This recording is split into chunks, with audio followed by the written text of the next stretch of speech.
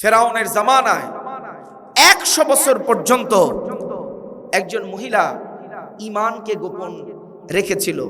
এই মহিলার নাম ছিল মা শ্বেতা। এই মহিলার 2টা কন্যা সন্তান ছিল।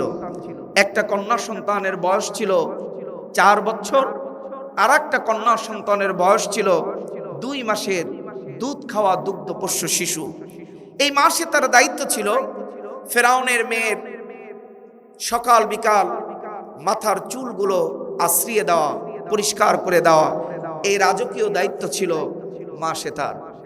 একদিন বিকালবেলা ফেরাউনের মেয়ের মাথার চুল আশ্রয় দিতে হঠাৎ ইদ সাকাতাতিল মিদরা মিন ইয়াদাইহা, চুল আশ্রাইতে গিয়ে হঠাৎ হাতের থেকে চিরুনিটা পড়ে গেছে।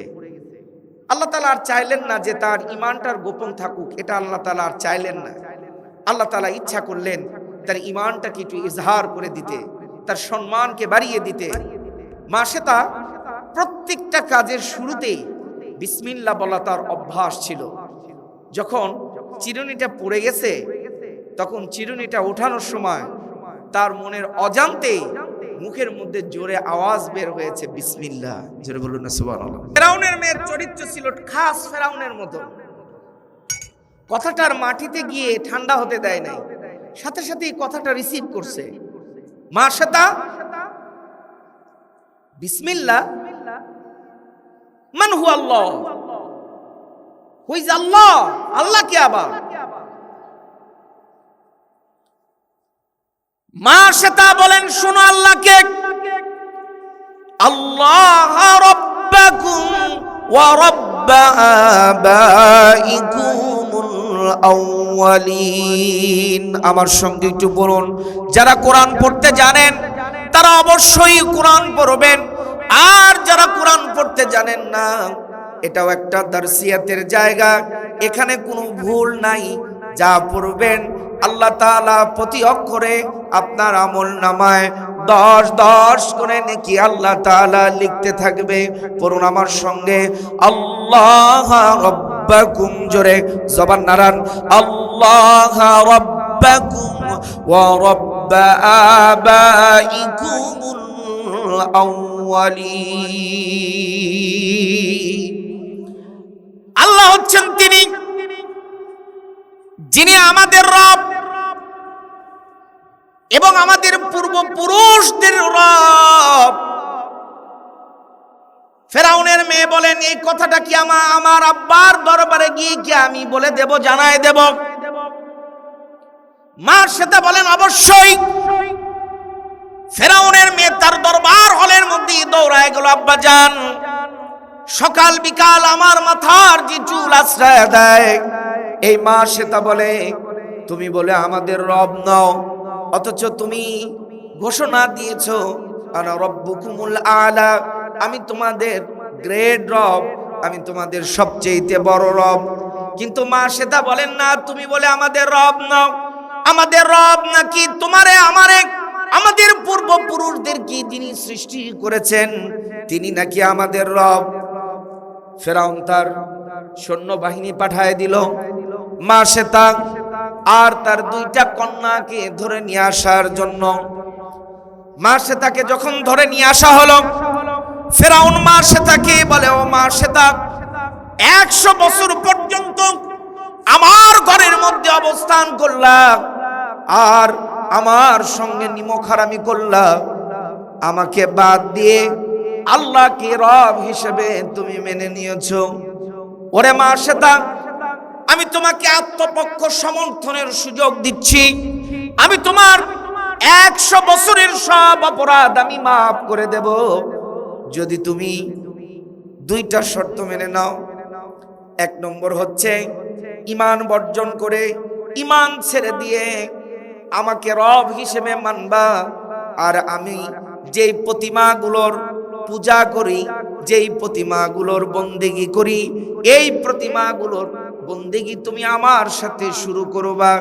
এই 2টা যদি অপরচুনিটি মেনে নাও, এই 2টি শর্ত যদি মেনে নাও, তাহলে আমি তোমার 100 বছরের অপরাধকে আমি মাফ করে দেব।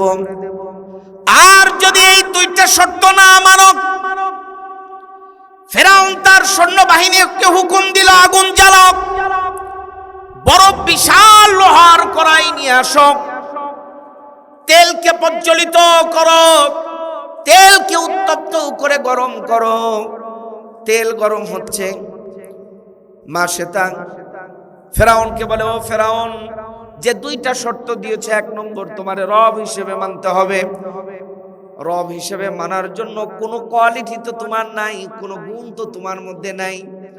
আর তুমি যে প্রতিমার ইবাদত করতে বলেছ, এই তাগুতি শক্তির ইবাদত করতে বলেছ, যাদের দিলের মধ্যে আল্লাহ তাআলা হেদায়েতের নূরকে প্রজ্বলিত করে দেয়, ফামান ইউরিদিল্লাহু আন ইয়াহদিয়াহু ইয়াশরাহ সাদরাহু লিল ইসলাম।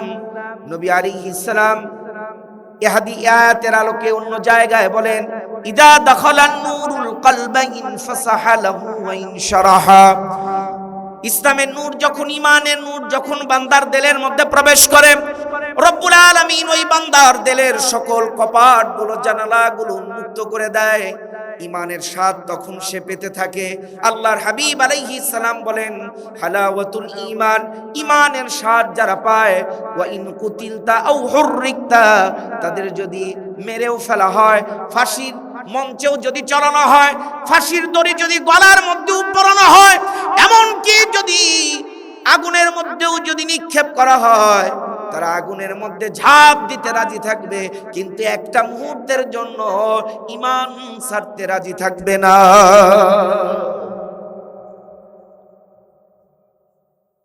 ফেরাউন বলে, তাহলে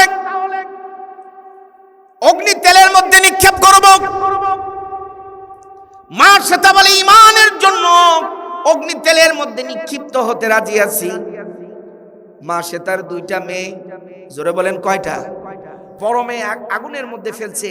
ছোট মেয়েকে যখন ফেলছে, মা শ্বেতা বড় মেয়ের ফেলানোর সময় চোখ থেকে পানি ফেলে নাই, সহ্য করছে। কিন্তু ছোট মেয়েকে যখন ফেলছে, আর কান্না ধরে রাখতে পারে নাই। আল্লাহ তাআলা মা শ্বেতার দিলকে ঠান্ডা করার জন্য এই ছোট মেয়ের মুখের মধ্যে আল্লাহ তাআলা উচ্চ আওয়াজে আল্লাহ তাআলা কথার আওয়াজ সৃষ্টি করে দিলেন। জোরে বলেন সুবহানাল্লাহ।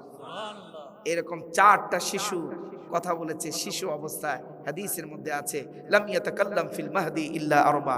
4 জন ব্যক্তি 4টা মৃত জীবিত করেছেন আল্লাহ তাআলা, মৃত্যুর পরে কথা বলেছেন। তাদের ঘটনাও এই কোরআনের মধ্যে আছে। কোনে আছে? কোরআনের মধ্যে সবচেয়ে বড় সূরার নাম কি জানেন তো? কি? বাকারা। ওই যেই বাকারা নামকরণ করা হয়েছে, সেখানেও আল্লাহ তাআলা একজন মৃত ব্যক্তিকে জীবিত করে আল্লাহ তাআলা এই সূরার নামকরণ করেছে। সুতরাং আল্লাহ তাআলা মৃত ব্যক্তিকে জীবিত করে বুঝিয়েছেন তিনি আবার মৃত্যুর পরে আবার তিনি পুনর্জীবিত করতে সক্ষম, এটা মানুষকে তিনি বুঝিয়েছেন। সুতরাং সে ওয়াজগুলো পরে ইনশাআল্লাহ করব। আল্লাহ তাআলা কবুল করুক, সকলে বলুন আমিন। এবার মা শ্বেতার ছোট মেয়েকে যখন ফেলে দিয়েছে, মা শ্বেতা ফেরাউনের কাছে একটা আবদার করছে। ফেরাউনকে মা শ্বেতা বলেন, ও ফেরাউন, ইন্না ইলাইকা লি হাজাতান, ও ফেরাউন, তোমার কাছে আমার একটা দাবি আছে, আমার একটা চাওয়া আছে। ফেরাউন বলে, ওমা হাজাতুকি ইয়া মা শ্বেতা, কি তোমার চাওয়া বলো।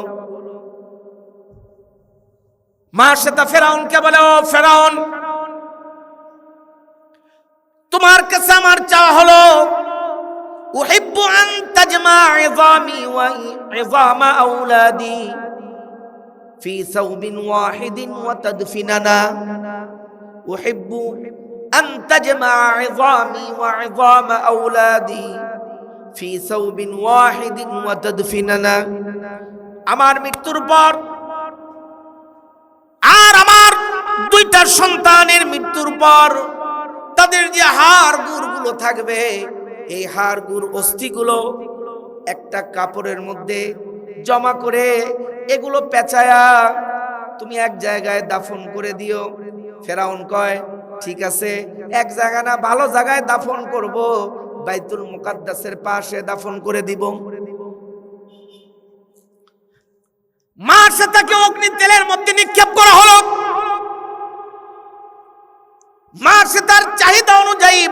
পরিভাষা অনুযায়ী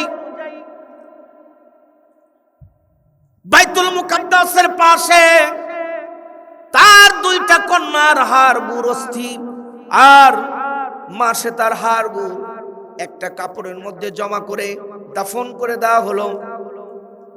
আল্লাহর নবী আলাইহিস সালাম যখন মেরাজে যাচ্ছিলেন, বাইতুল আকসা থেকে বাইতুল মুকাদ্দাস থেকে যখন ঊর্ধ্বগমন করছিলেন উপরে, সুবহানাল্লাযী আসরা বিআবদিহি লাইলাম মিনাল মাসজিদিল হারামি ইলাল মাসজিদিল আকসা আল্লাযী বারাকনা হাওলাহু লিনুরিয়াহু মিন আয়াতিনা ইন্নাহু হুয়াস সামিউল বাসীর। আল্লাহু আকবার। আল্লাহর নবী আলাইহিস সালামের যেদিন ইসরা এবং মেরাজ হয়েছিল, যে রাত্রে বাইতুল মুকাদ্দাস থেকে যখন ঊর্ধ্বগমনে যাচ্ছিলেন, কিছু দূর যাওয়ার পর আল্লাহর নবী আলাইহিস সালাম বলেন, আতাতা আলাইয়া রাইহাতুন তাইয়্যিবা, আমার নাকের মধ্যে আমি এক ধরনের সুন্দর স্মেলস, ফ্রাগ্রেন্স, এক ধরনের সুগন্ধি আমি পাচ্ছিলাম। জিবরিল আমিনকে বললাম, ওমা হাদিহি রাইহাতুত তাইয়্যিবা, ও জিবরিল আমিন, এত সুগন্ধি, এত সৌরভ, এত ফ্রাগ্রেন্স, এত স্মেলস, এত সুগন্ধ কিসের? জিবরিল আমিন বলেন, এই সুগন্ধ আর কিছু না, এই সুগন্ধ হলো হাদিহি রাইহাতু মাশিতা ওয়া আওলাদিহা।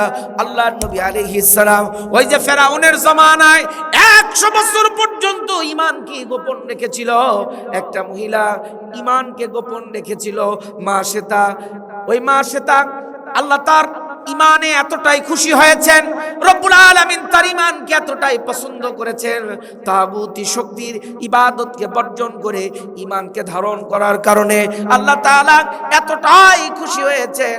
আপনি যখন আল্লাহর সঙ্গে সাক্ষাৎ করতে যাচ্ছেন, এই সুবর্ণ সময় আল্লাহ তাআলা ওই মা শ্বেতা আর তার দুইটা মেয়ের হাড়গোড় থেকে আপনার নাকের মধ্যে ঈমানি আফরোদি সুগ্রান আল্লাহ তাআলা ঢেলে দিচ্ছে।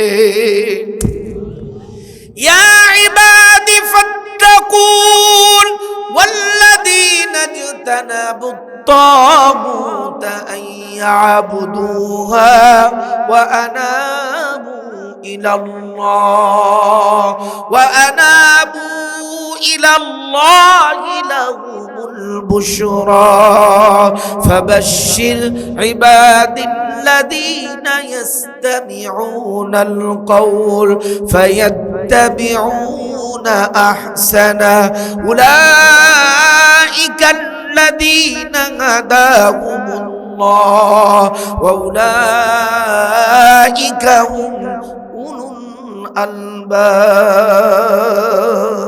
আল্লাহু আকবার। তাকওয়ার উপর প্রতিষ্ঠিত থাকলে, তাকওয়ার উপর অবিচল থাকলে রব্বুল ইজ্জত ওয়াল জালাল পাপ থেকে বাঁচিয়ে দেন। এমন বহুত ঘটনা উলামা ইকরাম বর্ণনা করেছেন।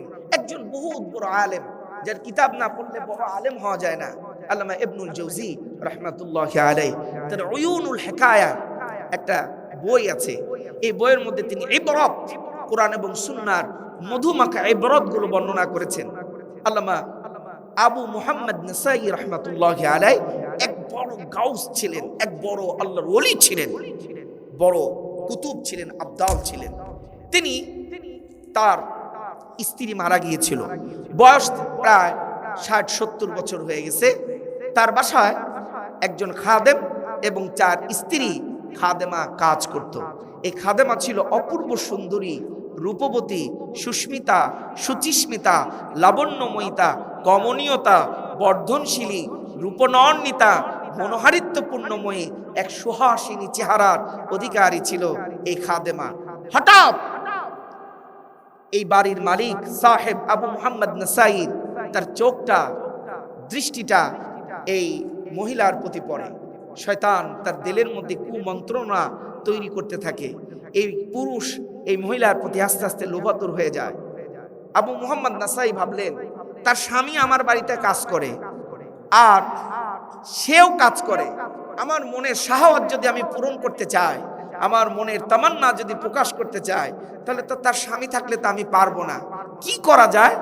সে মনে মনে একটা পরিকল্পনা গ্রহণ করলো যে তার স্বামীকে এমন দূরবর্তী জায়গায় পাঠায় দিব, যেই জায়গা থেকে তার ফিরে আসতে সন্ধ্যা হবে, রাত নাগাদ হবে, তাহলে আমার মনের সেই অভিব্যক্তি আমি তার সামনে প্রকাশ করতে পারবো। পরের দিন সকালবেলা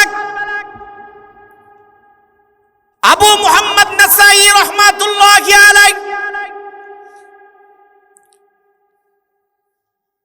ওই মহিলার স্বামীকে এমন এক দূরবর্তী জায়গায় পাঠিয়ে দিল, যে জায়গায় তার কার্য সম্পাদন করে ফিরে আসতে আসতে তার সন্ধ্যা নাগাদ হয়ে যাবে। স্বামী যখন বাড়ি থেকে চলে গেল, কিছুক্ষণ পর আবু মুহাম্মদ নাসাই রাহমাতুল্লাহি আলাইহি এই ঘরের খাদেমাকে ডাক দিয়ে বলল, আমার ঘরের সব দরজা জানলাগুলো বন্ধ করে আমার খাস কামরায় তুমি সাক্ষাৎ করো। এই মহিলাটাও ছিল আল্লাহওয়ালা। এই মহিলাটা সব দরজা জানলাগুলো বন্ধ করেছে, একটা দরজা না বন্ধ করে দাঁড়িয়ে আছে। সেও আল্লাহওয়ালা, বুজুর্গ আল্লাহওয়ালা, সেই বাড়ির মধ্যে বহুত দিন কাজ করে। সে দেখেছে আমার বাড়ির মালিক তো বুজুর্গ আল্লাহওয়ালা, আল্লাহ তাআলা তুমি তাকে আর আমাকে এই পাপ থেকে তুমি রক্ষা করো। কিছুক্ষণ পরে এই বুজুর্গ ডাক দিয়ে বলেছে, আমার বাড়ির দরজা জানলাগুলো বন্ধ করতে কি এত সময় লাগে? এই মহিলা বলতেছে, ও বাড়ির মালিক, ও বাড়ির সাহেব, আপনার বাড়ির সব দরজা জানলাগুলো বন্ধ করতে পেরেছি, কিন্তু একটা দরজা এখনো আমি বন্ধ করতে পারি নাই। আবু মুহাম্মদ নাসাই বলে উঠলেন, আইয়ুল বাবি মিনাল আবওয়াবি লাম ইউগলাক, আইয়ুল বাবি মিনাল আবওয়াবি লাম ইউগলাক। আমার ঘরের এমন কোন দরজা আছে, কোন জানালা আছে যেই জানালা বন্ধ করা যায় না? এমন তো জানি না। আল্লাহ তাআলা এই মহিলার দিলের মধ্যে ইলকা করে দিলেন। এই মহিলা চিৎকার দিয়ে বলে উঠলো, ক্বালাত আল বাবুল্লাযী বাইনানা ওয়া বাইনাল্লাহি লাম ইউগলাক। ও আল্লাহর ওলি, ও বাড়ির সাহেব, তোমার বাড়ির সব দরজা জানলা আমি বন্ধ করে দিয়েছি, একটা দরজা এখনো বন্ধ করতে পারি নাই, যেই দরজা তোমার আর আমার সামনে আল্লাহর দরজা, ওই দরজাটা এখনো আমি বন্ধ করতে পারি নাই। এই কথা বলার সঙ্গে সঙ্গে বুজুর্গের হুঁশ এসে গেল। ওয়াসাজাদা সাকিতান, সঙ্গে সঙ্গে সে সিজদায় লুটে পড়ল। আল্লাহ তাআলা কুরআনে কারীমের সূরা আরাফের মধ্যে এই কথাটা ইঙ্গিত করেন, ইন্নাল্লাযীনা তাকাউ ইযা মাসসাহুম তাইফুম মিনাশ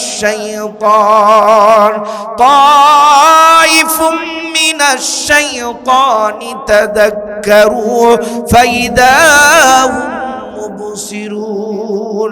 যারা তাকওয়ার উপর প্রতিষ্ঠিত, যারা নাকি মুমিন মুত্তাকি, যারা ইদা মাসসাহুম তাইফুম মিনাশ শাইতান, শয়তান যখন তাদের কি ওয়াসওয়াসা দেয়, কুমন্ত্রণা তাদের দিলের মধ্যে যখন পাপের দিকে যখন তাদেরকে টেনে নিয়ে যায়, তাযাক্কারু, আল্লাহ তাআলা তাদের দিলের মধ্যে আল্লাহর নেটওয়ার্কের মধ্যে আল্লাহ তাআলা ফ্রিকোয়েন্সি তৈরি করে দেয়, আল্লাহর ভয় তাদের দিলের মধ্যে স্মরণ হয়ে যায়, তখন তারা পাপ থেকে বিরত থাকতে পারে।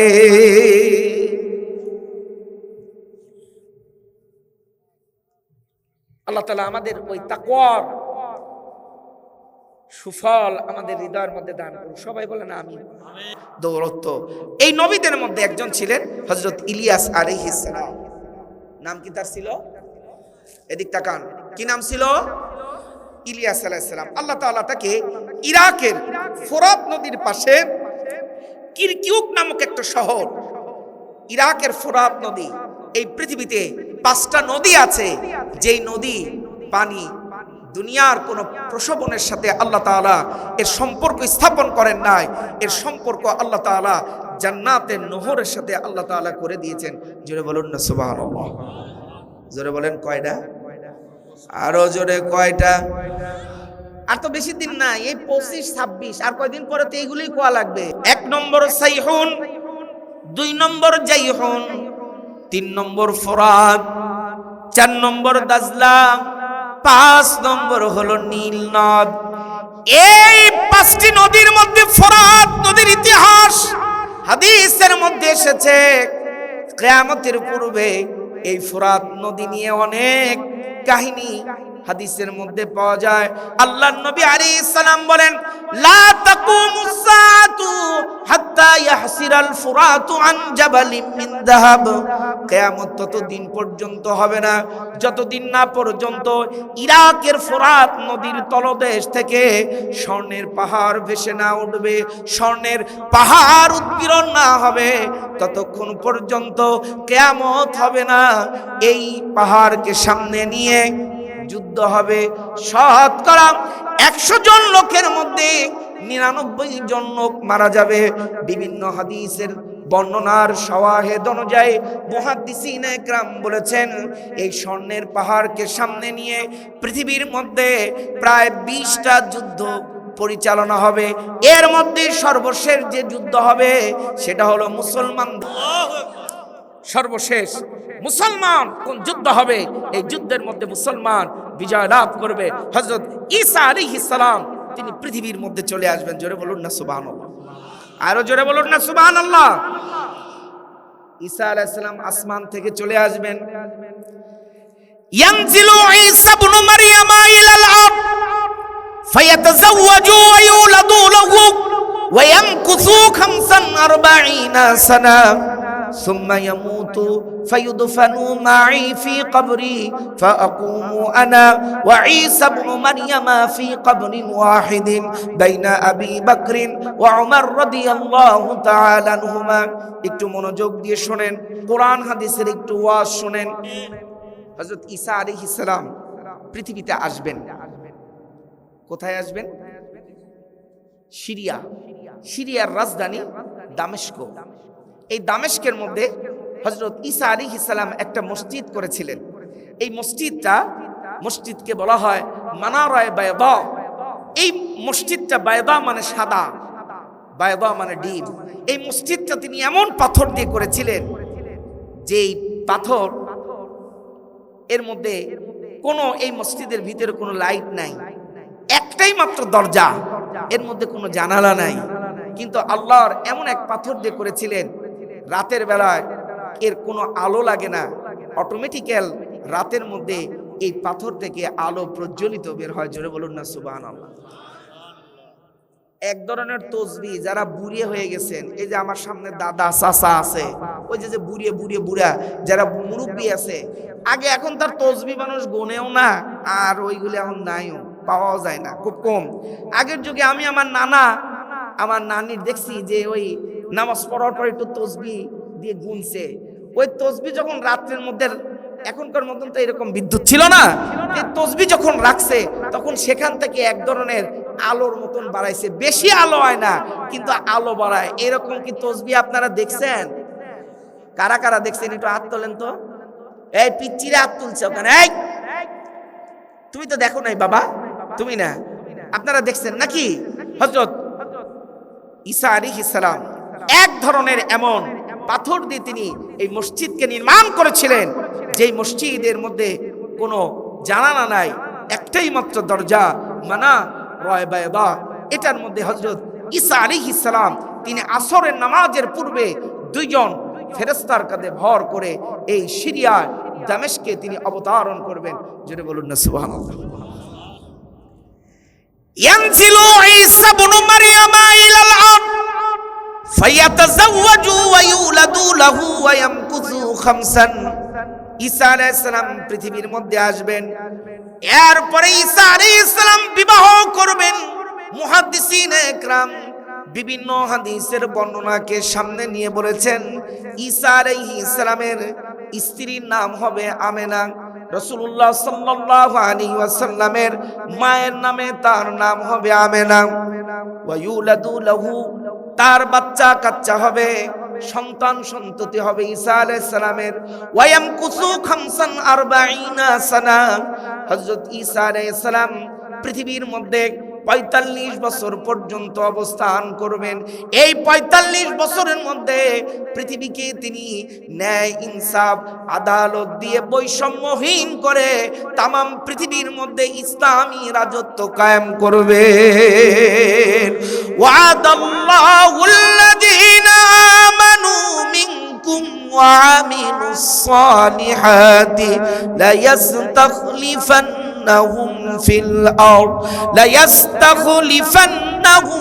الأرض كما استخلف الذين من قبلهم وليمكنن لهم دينهم الذي ارتضى لهم وليبدلنهم من بعد خوفهم أمنا يعبدونني لا يشركون بي شيئا ومن كفر بعد ذلك فأولئك هم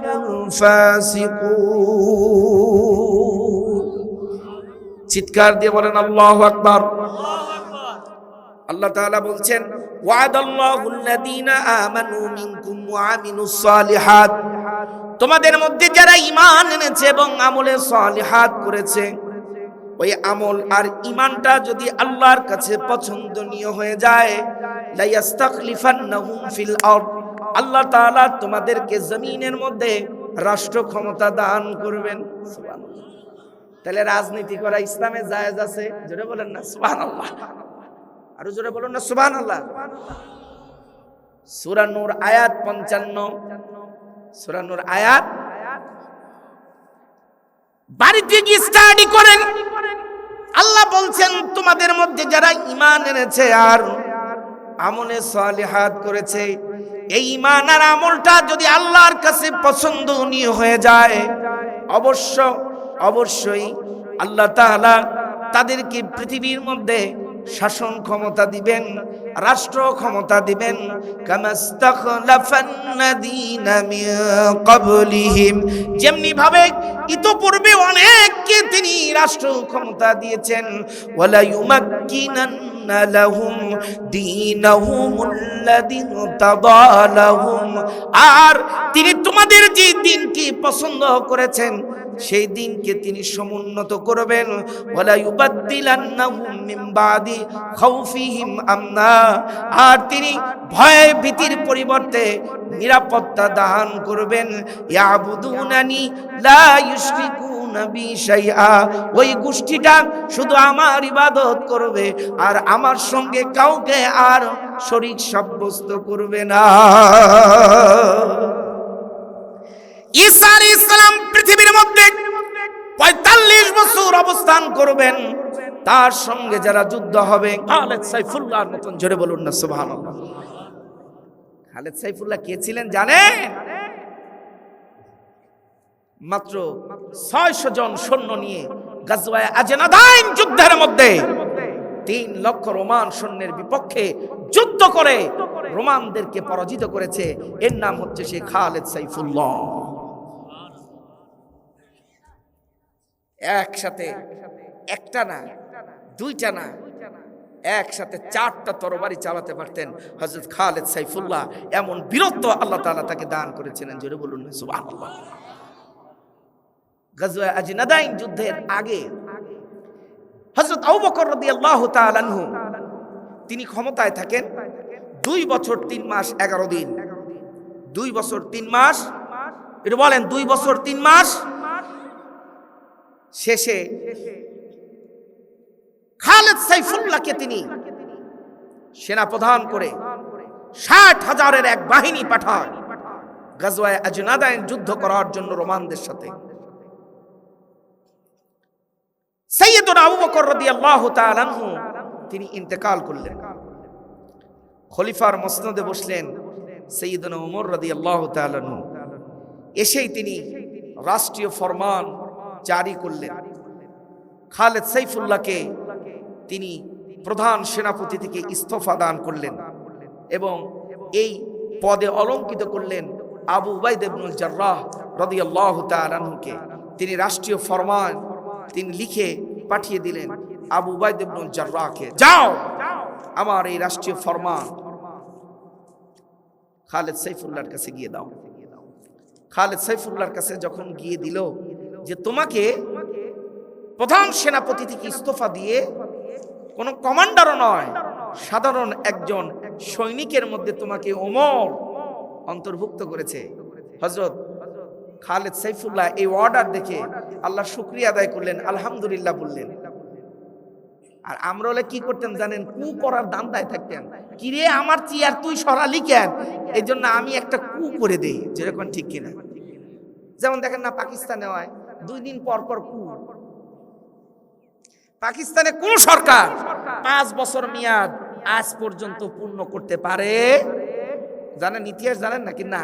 তার আগে মেয়াদের আগে কু শেষ। খালেদ সাইফুল্লাহ বললেন, ভাই আলহামদুলিল্লাহ, আল্লাহ যে সিদ্ধান্ত নেয় তার মধ্যে বরকত আছে না নাই? আরো জোরে বলেন, আতিউল্লাহ ওয়া আতিউর রাসূল। হযরত খালেদ সাইফুল্লাহকে আবু উবাইদা ইবনুল জাররাহ বললেন, ভাই তুমি এখানে অভিজ্ঞ ব্যক্তি, আমি নতুন, তুমি আমাকে পরামর্শ দিয়ে সহযোগিতা করবা। খালেদ সাইফুল্লাহ আবু উবাইদা ইবনুল জাররাহকে বলেন, শিওর, অফ কোর্স, অবশ্যই আমি তোমাকে আমার রণকৌশল দিয়ে তোমাকে আমি সহযোগিতা করব। এদিকে রোমান এম্পায়ার, রোমান যে সাম্রাজ্যের যিনি রাজা সম্রাট, তিনি মুসলমানদের চরিত্র কেমন, তারা কি রূপ কি করে, আসলে তাদের শক্তি মুক্তি কেমন, এটাকে জাজমেন্ট করার জন্য স্পাই পাঠিয়েছে, অর্থাৎ গোপনে গোপনে গোপনে গোপনে গোয়েন্দা পাঠিয়েছে। যাও ছদ্মবেশে এই মুসলমানদের শক্তিটা কি, তারা যে দিক দিক শুধু বিজয় করে যাচ্ছে, আসলে তাদের শক্তিটা কি এইটি একটু জানো। গোপনে রোমের স্পাই ছদ্মবেশে মুসলমানদের সাথে মিশেছে, 1 সপ্তাহ অবস্থান করেছে মদিনা এবং তাদের সাথে। যাওয়ার পরে 1 লাইনের একটা প্রতিবেদন দিছে। জোরে বলেন, কয় লাইন? একটু জোরে বলেন। আপনারাও তো সেই মুসলমানের উত্তরসূরি, তাহলে জোরে কবের পারবেন না? জোরে কোন, কয় লাইন? বিল্লাইলি রুহবান ওয়া বিন্নাহারি ফুরসান, বিল্লাইলি রুহবান ওয়া বিন্নাহারি ফুরসান, ওয়া ইন সারাকা ইবনু মালিকিহি কাতাউ ওয়া ইন জানা রুজ্জিমা লিইকামাতিল হক।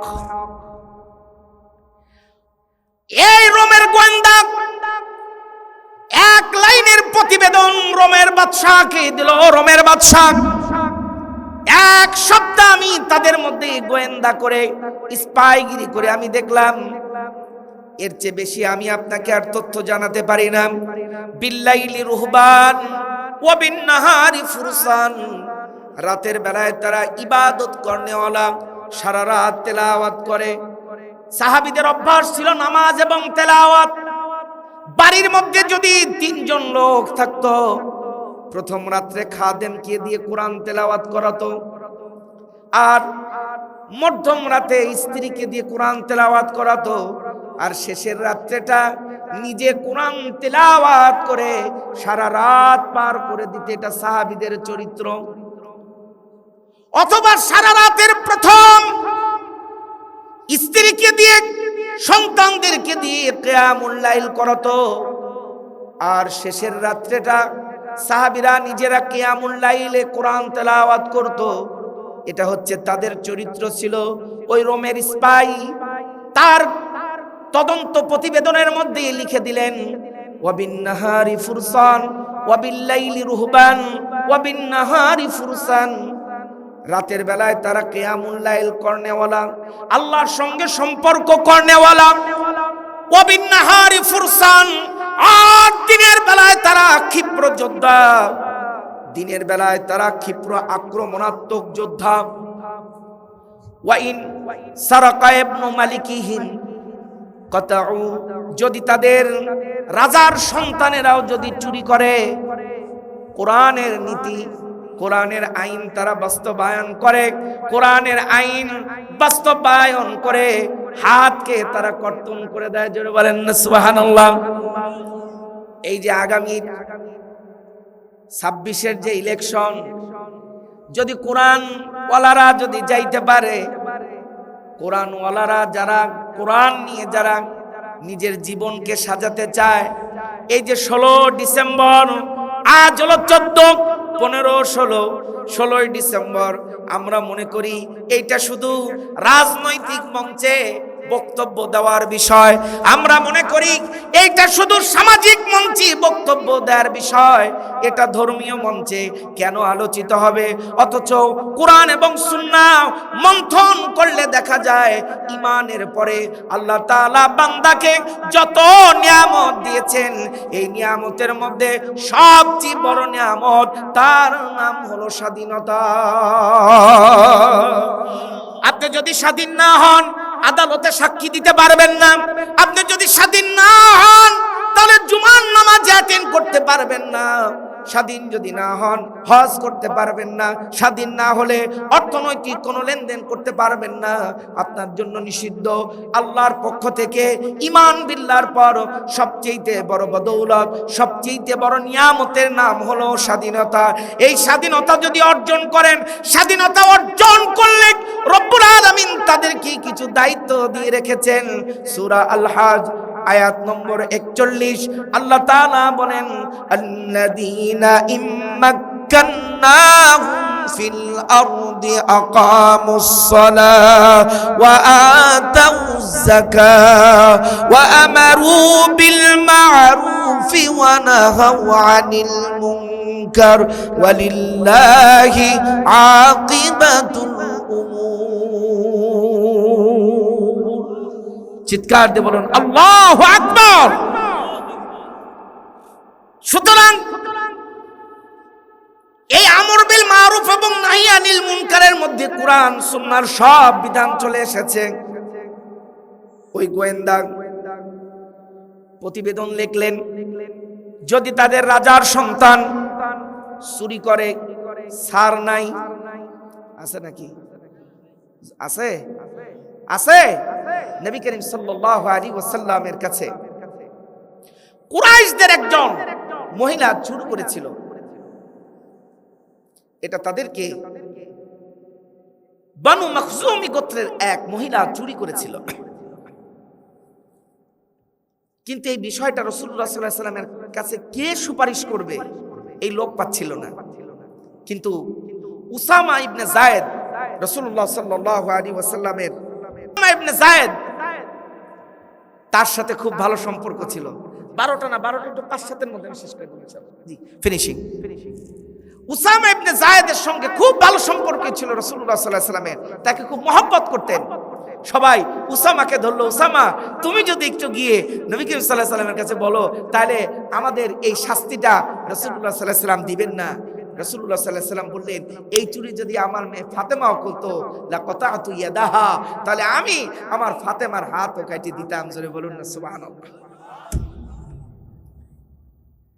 রাজার শাওলও যদি চুরি করে, কোন সার নাই, কোন সার। ওয়া ইন জানা রুজ্জিমা লি ইকামাতিল হক, আর যদি ব্যভিচার করে, যদি সে বিবাহিত হয়, দ্বীন কায়েমের জন্য, হক কায়েমের জন্য তাকে প্রস্তারঘাত করে, তাকে রজম করে নিহত করা হয়। এই হচ্ছে ইসলামের বিধান। এটা রোমের বাদশা শুনে ওই গোয়েন্দা প্রতিবেদনকারীকে বলছে, লাউ কুনতা সাদাকতানি, লাউ কুনতা সাদাকতানি লাবাতুল আরদি খায়রুম মিন লিকাই হাউলা, যদি তুমি আমার কাছে সত্য বলো ওই মুসলমানদের চরিত্র, লাউ কুনতা সাদাকতানি, যদি তুমি আমার কাছে তাদের ব্যাপারে সত্য তথ্য দাও, লাবাতনুল আরদি খায়রুম মিন লিকাই হাউলা, তাহলে তাদের সাথে যুদ্ধ করার আগে মাটির মধ্যে ঢুকে যাওয়াটা অনেক নিরাপদ। খালেদ সাইফুল্লাহ 60,000 সৈন্য নিয়ে গিয়েছিলেন প্রতিমধ্যে আবু বকর রাদিয়াল্লাহু তাআলা আনহু ইন্তেকালের পর ওমর আসলেন। ওমর ফরমান জারি করে হযরত খালেদ সাইফুল্লাহর সেনাপতি ইস্তফা দিয়ে দিলেন। তাকে সাধারণ পদের মধ্যে নিলেন, সাধারণ সৈন্যের মধ্যে নিলেন। আবু উবাইদা ইবনুল জাররাহকে প্রধান সেনাপতি বানালেন। হযরত খালেদ সাইফুল্লাহকে আবু উবাইদা ইবনুল জাররাহ বলেন, তোমার অভিজ্ঞতা বেশি, এক্ষেত্রে তোমার রণকৌশল বেশি, আমাকে সাহায্য করবা। খালেদ সাইফুল্লাহ বলেন, অবশ্যই। খালেদ সাইফুল্লাহ বলেন, যদি আমার কাছে যদি কৌশল চাও তাহলে ৬০,০০০ সৈন্য নিয়ে আগে আমি যাব না, আমি ৩টা ভাগ করব। প্রথম ভাগ, এই ৬০,০০০-এর মধ্যে সবচাইতে ভালো যুদ্ধ করতে পারে এমন ৬০০০ লোককে আলাদা করা হবে, ৫৪,০০০ এক জায়গায় রাখা হবে। সবচাইতে সম্মুখ সমরে যুদ্ধ করতে পারে এবং ৬০০০ এক জায়গায়, ৫৪,০০০ এক জায়গায়, আর ওই ৬০০০ থেকে ৬০০ জন আলাদা করে ৩টা প্ল্যাটফর্মে ভাগ করলেন। হযরত খালেদ সাইফুল্লাহ বলেন, যদি যুদ্ধ না করে রোমের বাদশার সঙ্গে যদি চুক্তি করা যায়, যদি চুক্তি মেনে নেয় তাহলে যুদ্ধ করতে হবে না, তাহলে আমাদের উদ্দেশ্য হাসিল হয়ে গেল। আর যদি চুক্তি যদি না মানে তাহলে যুদ্ধ করব আমরা। আমি ৬০০ জন সাহাবী নিয়ে সামনে যাচ্ছি, মাঝখানে ৬০০০, পিছনে ৫৪,০০০। যদি আমাদের চুক্তির মধ্যে কোনো অসুবিধা তৈরি হয় তাহলে আমরা লোক পাঠাবো, তোমরা সবাই গিয়ে আমাদের সঙ্গে যুদ্ধে শরীক হবা। হযরত খালেদ সাইফুল্লাহ একেবারে রোমের একেবারে বাদশার একেবারে এরিয়ার মধ্যে ঢুকে গেলেন। হযরত খালেদ সাইফুল্লাহ ৬০০ জন এই যে তার সাহাবী ছিলেন তাদেরকে ডাক দিয়ে বললেন, যুদ্ধ অনিবার্য, যুদ্ধ করতেই হবে, তবে আমরা ৩ লক্ষ সৈন্যের বিপক্ষে যুদ্ধ করতে পারবো না একসঙ্গে, আমাদেরকে কৌশল অবলম্বন করতে হবে। আমরা বৃত্তাকার হয়ে গোলাকার হয়ে যুদ্ধ করব। আমাদের বুক থাকবে সামনে, পিঠ থাকবে পিছনে, বুক থাকবে সামনে, পিঠ থাকবে পিছনে। বুক কোথায়? কথা বলেন না কেন? আর কিন্তু বেশি নেই, 5 থেকে 7 মিনিট। তো সুতরাং একটু কথায় জবাব দেন, বুক কোন দিকে? পিঠ। নামাজ আমরা এর ভিতরে পড়ব, আর কেউ যদি আহত হয় তাদেরকে সেবাও দেব এর বিদয়ে, কিন্তু খণ্ড হয়ে যুদ্ধ করব না। খালেদ সাইফুল্লাহ রোমের বাদশাকে 3টা শর্ত দিলেন। জোরে বলেন, কয়টা? রোমের বাদশার তার সঙ্গে দেখা করতে যাওয়ার সময় দরজাটা ছিল এমন, এই দরজার মধ্যে সাধারণভাবে প্রবেশ করা যায় না, মাথাটাকে করতে হয়, মাথা নত করতে হয়, তারপরে ওই রোমের বাদশার দরবারে ঢুকতে হয়। হযরত খালেদ সাইফুল্লাহ বলেন, ও আল্লাহর নবীর সাহাবীরা, আল্লাহর বান্দা, আল্লাহ ছাড়া এই কপাল আর কারো কাছে মাথা নত করে না, কোন তাগুতি শক্তির সামনে মাথা নত করে না। যে আয়াত পড়েছি, ওয়াল্লাযীনা জাতানাবুত তাগুতা ইয়াবুদুহা ওয়া আনাবু ইলাল্লাহ ওয়া আনাবু ইলাল্লাহি লাহুমুল বুশরা। তাগুতের সামনে তারা মাথা নত করে না। আমি যেভাবে ঢুকি তোমরাও পিছনে ঢুকবো ওইভাবে। আগে বাম পাও, তারপরে ডান পাও, তারপরে পেট, তারপরে মাথা। আগে কোন পাও? জোরে জোরে। তারপরে কোন পাও, তারপরে পেট, তারপরে মাথা। আগে মাথা যাবে না, মুসলমানের তাগুতি শক্তির সামনে আগে বাম পাও যাবে, তারপরে যাবে ডান পাও। জোরে বলেন না সুবহানাল্লাহ। মাথা ইমানদার আল্লাহ ছাড়া আর কারো কাছে কুর্নিশ করতে পারে? ও আমার ভাইরা, সঠিক জায়গায় যদি সঠিক লোক যদি না পাঠানো যায় আমাদের বাংলাদেশের সংসদের মধ্যেও কিন্তু এই এক ধরনের কুফরিয়াত নীতি ছিল। এই কুফরিয়াতের নীতি মাওলানা সাঈদী রাহমাতুল্লাহি আলাইহি তার সব আমল যদি আল্লাহ না কবুল করে, আমার মন বলে বাংলাদেশ থেকে তিনি শিরকিয়াতকে জাতি আমাদের এই সংসদ ভবন থেকে শিরকিয়াতকে তিনি দূরীভূত করেছেন। প্রত্যেকটা ব্যক্তি যখন আগে প্রবেশ করত মাথাকে নত করে ঢুকতো।